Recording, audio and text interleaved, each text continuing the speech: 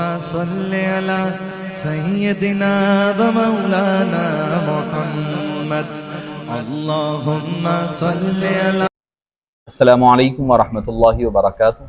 الحمد للہ رب العالمین والصلاة والسلام علی سید الانبیاء والمرسلین خاتم الانبیاء والمرسلین وعلی آلہ وصحبہ اجمعین، اما بعد۔ اعوذ باللہ من الشیطان الرجیم، بسم اللہ الرحمن الرحیم۔ اليوم اکملت لکم دینکم واتممت علیکم نعمتی ورضیت لکم الاسلام دینا۔ صدق اللہ العظیم وصدق رسولہ النبی الکریم ونحن علی ذلک لمن الشاہدین والشاکرین والحمد للہ رب العالمین۔ معزز سامعین کرام، شفیق بزرگوں اور عزیز ساتھیوں، عقیدہ ختم نبوت یہ وہ عقیدہ ہے جس کے بارے میں میں سمجھتا ہوں کہ اہل اسلام کے تمام ہی طبقات جو فروعی، مذہبی اور فقہی عقائدی اختلاف رکھتے ہوں گے، وہ سارے کے سارے اس ایک موضوع پر متفق نظر آتے ہیں۔ اس عقیدے پر سب کا ایک ہی موقف ہے، وہ یہ ہے کہ آقا نامدار صلی اللہ علیہ وسلم آخری نبی ہیں۔ آپ صلی اللہ علیہ وسلم کو جو آخری نبی نہ مانتا ہے تو وہ دائرہ اسلام سے خارج ہو جاتا ہے۔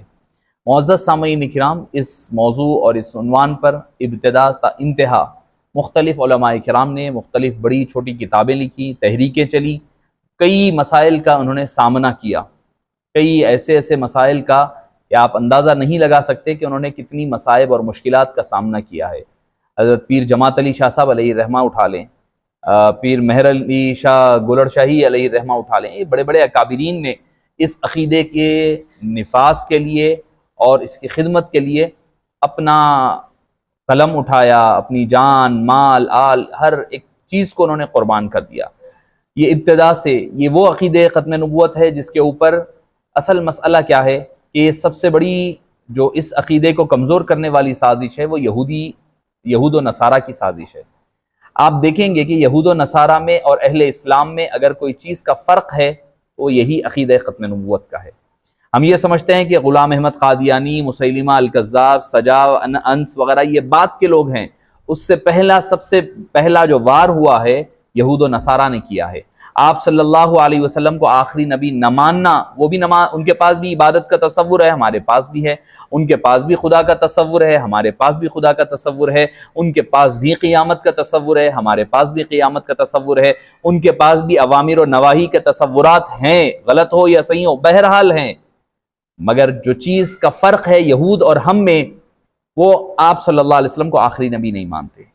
نصارہ کا ہم میں فرق کیا ہے؟ وہ آپ صلی اللہ علیہ وسلم کو آخری نبی نہیں مانتے، وہ عیسیٰ علیہ السلام کے بعد کسی اور نبی کو ماننے تیار نہیں ہے۔ تو انہوں نے دیکھا کہ جب انہوں نے انکار حتی الامکان کرنے کی کوشش کی مگر آپ صلی اللہ علیہ وسلم کی ذات مبارکہ پر اس کا کوئی فرق نہ آنے پایا، تو انہوں نے اہل اسلام کے ہی اندر کچھ لوگوں کو ایسے پیدا کر دیا گیا جو اس عقیدہ ختم نبوت کی بنیادوں کو ہلائے اور اس کو کمزور کرنے لگے۔ معزز سامعین کرام، اس میں دو باتیں ہیں۔ ایک تو آپ صلی اللہ علیہ وسلم آخری نبی بھی ہیں، اکمل و کامل نبی بھی ہیں۔ یہ نہیں کہ صرف آخری نبی ہونا، یہ کیونکہ ہماری ذمہ داریاں کیا ہے، ہمیں یہ پہلے سمجھنا پڑے گا کہ جو منکر ہے، جو ہمارا اس معاملے میں اس عقیدے کا مخالف ہے، اس کا کیا نظریہ ہے، وہ کس اینگل سے اور کس لیول سے آ کر کے لوگوں کو بھٹکا رہا ہے۔ آپ کو میں بتاتا چلوں کہ صدیق دیندار انجمن کے لوگ ہیں، ان کے ایک فرد سے میری ملاقات ہوئی، آپ کو بتلا رہا ہوں کہ ان کے پاس سے کیسے لا یأتیہ الباطل من بین یدیہ ولا من خلفہ، باطل کس مقام سے آ رہا ہے، سامنے سے آ رہا ہے، پیچھے سے آ رہا ہے، دائیں سے آ رہا ہے، بائیں سے۔ ہمیں چوکنا رہنا، ہماری سب سے پہلی ذمہ داری یہ ہے، ہمیں پتہ تو چلے کہ یہ عقیدہ ہے کیا۔ پھر دوسری ذمہ داری ہونا چاہیے کہ ہمارے جو منکرین ہے ان کا وار کیسے ہوتا ہے۔ وہ کہنے لگا، مجھ سے پوچھنے لگا، مول صاحب آپ یہ بتائیے کہ کلاس میں 10 بچے ہیں، 10 اسٹوڈنٹس ہیں، کوئی فرسٹ آیا، کوئی سیکنڈ آیا، کوئی تھرڈ آیا، کوئی 10th آیا۔ اب آپ بتائیے کہ پہلے والے کا اسٹیٹس بڑا ہے یا 10th درجے والے کا اسٹیٹس بڑا ہے؟ میں نے کہا کہ ظاہری بات ہے جو فرسٹ آئے گا، اول آئے گا، وہ زیادہ اونچا ہے، دوم سوم چارم نیچے جائے گا 10 تک۔ تو نعوذ باللہ وہ ایسی جسارت کہہ رہا ہے، دیکھیے آپ خود کہہ رہے ہیں کہ پہلا آنے والا اعلیٰ ہے، آخر آنے والا کم سے کمتر ہے کلاس کے اعتبار سے۔ نعوذ باللہ وہ کہنے لگا کہ حضرت آدم کا درجہ جو ہے سب سے اعلیٰ وہ افضل ہو گیا، پھر حضرت نعوذ باللہ آپ صلی اللہ علیہ وسلم کا کہیں آخری درجے میں نہ پہنچ جائے نیچے اعتبار سے۔ معزز سامعین کرام آپ سمجھیں، سوچنے والے دماغ کام کرنا چھوڑ دیتا ہے، سوچنے لگتا ہے بھائی بات تو بالکل صحیح کہہ رہا ہے۔ دوسرا اس نے وار کیا کیا، اس نے پوچھا مجھ سے کہ آپ یہ بتائیے کہ کیا نبوت کا رہنا باعث برکت ہے یا نہیں ہے؟ میں نے کہا باعث برکت ہے، نبی نبوت کا ہونا، اللہ کی وحی اتر رہی ہے، ہر لمحہ نبوت کا قائم رہنا یقیناً۔ وہ کہنے لگا کہ آپ صلی اللہ علیہ وسلم کو آخری نبی مان کر کے نبوت کا خاتمہ افضل ہے یا نعوذ باللہ آپ صلی اللہ علیہ وسلم کے بعد جاری رکھنا افضل ہے؟ سوچنے والا سوچ میں پڑ جاتا ہے۔ تو معزز سامعین کرام، پہلے یہ سمجھیں کہ عقیدہ ختم نبوت ہے کیا، کہ آپ صلی اللہ علیہ وسلم کے بعد نہ ضمنی نبی ہے، نہ پرتوئی نبی ہے، نہ عکس ہے، نہ کوئی آپ صلی اللہ علیہ وسلم کی شان والا، نہ کوئی پیدا۔ اس کی ابتدا کہاں سے ہوتی ہے؟ اس کی ابتدا ہوتی ہے برابری سے۔ لوگ پہلے دعویٰ برابری کا پیش کرتے ہیں، بعد میں عقیدہ ختم نبوت پر ڈاکہ زنی کرتے ہیں۔ تو معزز سامعین کرام، یہ بھٹکا غلام احمد قادیانی نے کیسا آغاز کیا؟ اس کا آغاز کیسے ہوا؟ اس نے کہا کہ میں برابری کا دعویٰ کیا، ہمارے جیسے ہے کہا، پھر آگے بڑھ کر کے برتر کہا، پھر کہا امام حسین جیسا ہوں، پھر اس کے بعد کہا کہ حضرت سیدنا صدیق اکبر جیسا ہوں، پھر کہا امام مہدی ہوں، پھر کہا حضرت عیسیٰ ہوں، پھر اس کے بعد نبوت کا دعویٰ کیا۔ تو معزز سامعین کرام، یہ سٹیپس ہوتے ہیں۔ آدمی جب حد سے تجاوز کرنے لگتا ہے تو جسارتیں بڑھنے لگتی ہے، تو ہوتے ہوتے وہ دائرہ اسلام سے خارج ہوتا ہے۔ تو پہلا کام یہ ہے کہ یہ سمجھیں کہ عقیدہ ختم نبوت ہے کیا۔ یہ ہمارے، بلکہ میں کہوں گا کہ ہماری توحید کی بقا عقیدہ ختم نبوت پر ہے۔ توحید کی بقا، اللہ کو ایک جاننا ہے تو حبیب پاک کو پہلے ماننا پڑے گا، حبیب پاک کو مانو گے تو عقیدہ توحید بھی سمجھ میں آئے گا۔ تو پہلے تو یہ کہ عقیدہ ختم نبوت کو سمجھیں، پہلی ہماری ذمہ داری ہے۔ ہماری نوجوان نسل کو بتانا ہوگا، ہمارے بچوں کو سمجھانا پڑے گا یہ عقیدہ کی اہمیت کیا ہے، یہ عقیدہ ہے کیا، اس کے ذریعے سے ہم کام کیا کرنا ہے۔ دوسرا، ہمارے مخالفین کون ہے، کیونکہ ہمارے پاس ہوتا یہ ہے کہ ہم تھوڑا سا یہ سوچ کر کے کہ بھئی کیوں ہم کسی کو نام لیں گے تو اس کی تشہیر ہوگی، نام لیں گے تو اس کا اور بول بالا ہوگا۔ نہیں معزز سامعین کرام، وہ دور گیا۔ آج سوشل میڈیا کا دور ہے، ہر ایک کے بارے میں 1+1 لوگوں کو پتا ہے۔ ہمیں بتانا، کھل کر بتانا پڑے گا کہ یہ ہے، چاہے وہ غلام احمد قادیانی ہو یا پھر صدیق دیندار ہو، چاہے وہ گوہر شاہی کا فتنہ ہو، چاہے فتنہ شکیل بن حنیف ہو، یا اس قسم کے کوئی بھی ہو، ان کا کھل کر کے رد کرنا پڑے گا، بتانا پڑے گا کہ ان کے عقائد یہ ہیں۔ ان کا یہ عقیدہ جب تک آپ ظاہر نہیں کریں گے، عوام کو پتہ نہیں چلے گا۔ یہ ہماری علماء کرام کی دوسری اہم ذمہ داری ہے۔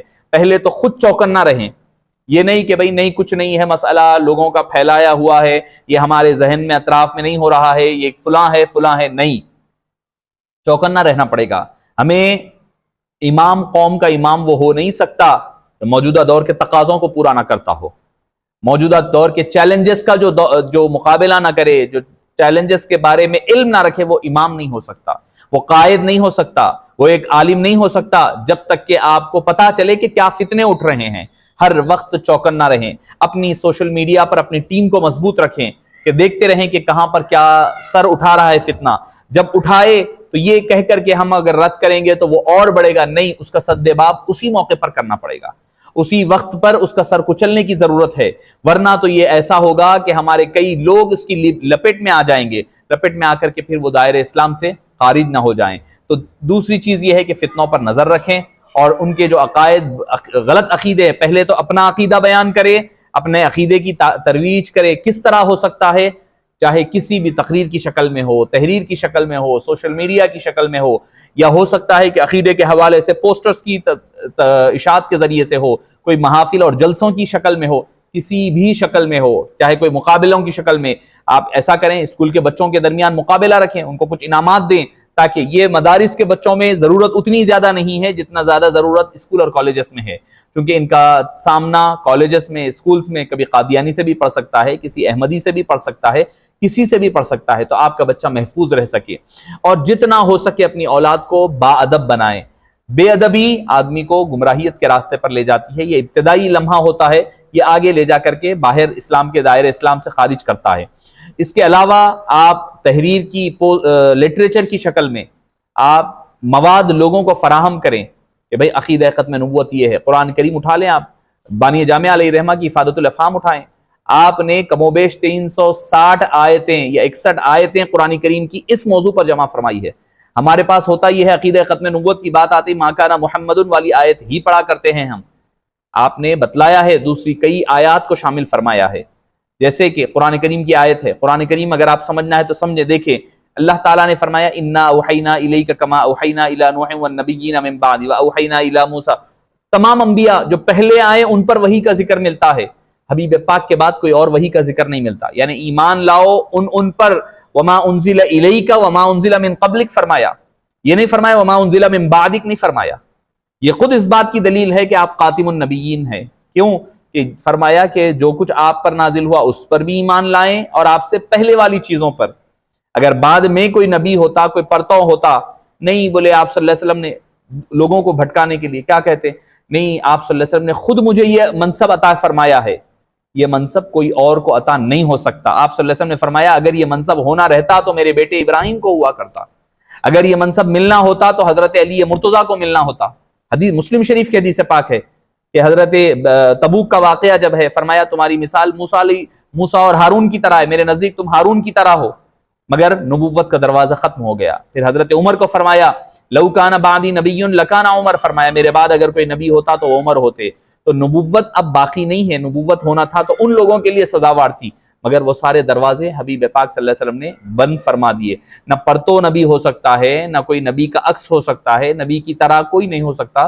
تو معزز سامعین کرام، ہماری ذمہ داری یہ ہے کہ اپنی اولاد کو پہلے اپنے گھر والوں کو بتائیں، اپنے گھر والوں کو بتائیں کہ عقیدہ ختم نبوت ہے کیا. پھر اپنے دوست احباب کے اندر اس بات کی ترویج و اشاعت کریں، اور ہر لمحہ جس مقام پر ہو سکتا ہے، جس طریقہ کار سے، لٹریچر کے ذریعے سے، تحریراً، تقریراً، یا کوئی مقابلہ جات کی شکل میں، کسی بھی شکل میں ہو، اس عقیدے کو آگے بڑھانا ہے اور پھیلانا ہوگا. اور یہ بھی بتلانا ہوگا کہ یہ عقیدے پر پہرا دینے والے سب سے پہلے محافظین اہل سنت والجماعت رہی ہے. پیر گولر شاہی کو اٹھا لیں، مہر علی شاہ صاحب کو اٹھا لیں، پیر جماعت علی شاہ صاحب کو اٹھا لیں، خود ہمارے بانی جامعہ امام انوار اللہ فاروقی علیہ رحمہ کو اٹھا لیں. ان اکابرین نے اس وقت اس کا سرکوبی کی ہے جبکہ ابھی سر اٹھا رہے تھے یہ فتنے. اب بعد میں جا کر کے بعد والوں نے کچھ کیا ہوگا تو ہمارے اسلاف کے چھوڑے ہوئے نقوش قدم پر کام کر رہے ہیں. ہمیں اہل سنت والجماعت کو بھی چاہیے کہ اس پر کام بہت زیادہ سرگرمی اس کے ساتھ کرنے کی ضرورت ہے. ایسا نہ ہو کہ دوسرے لوگ کر کے اپنے آپ کو اس کا چیمپئن خود کو منوا لیں اور ہم اس میدان میں پیچھے نہ رہ جائیں. یہ اس پر پہرا دینا ہر ایک کی ذمہ داری ہے. اللہ پاک سے دعا ہے کہ باری تعالی ہمیں اور آپ کو عقیدہ ختم نبوت پر اس کے تحفظ کرنے والا بنائے اور اس کا سچا اور پکا نگہبان بنائے. آمین بجاہ طہ و یاسین برحمتک یا